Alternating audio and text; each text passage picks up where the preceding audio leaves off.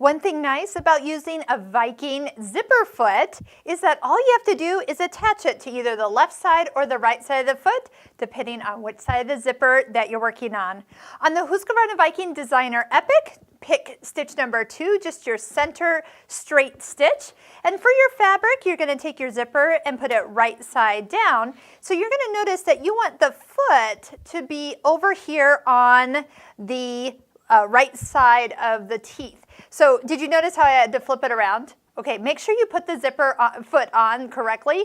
The marking, foot E, needs to be on the front. I say that because some people put it on backwards. All right, so as we slide it on, I can see that the foot needs to be attached over here on the left side.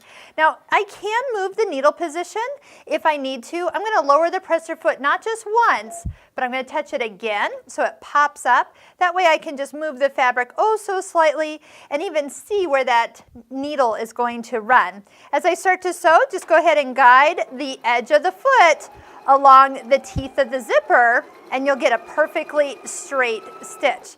Now at this point, when you usually take it out and press this fabric open, okay, to get that nice edge here, a lot of times people like to top stitch this down next. A lot of the patterns will have you do just that.